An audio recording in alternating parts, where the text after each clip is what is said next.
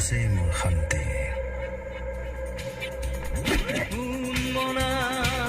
মনে মাথো বিচাৰি ফুৰে দিশে দিশে আজি তোমাকে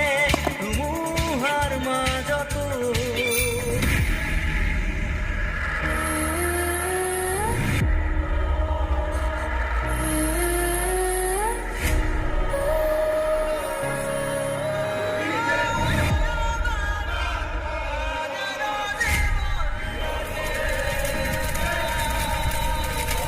হাৰ্টথ্ৰব আৰু নাই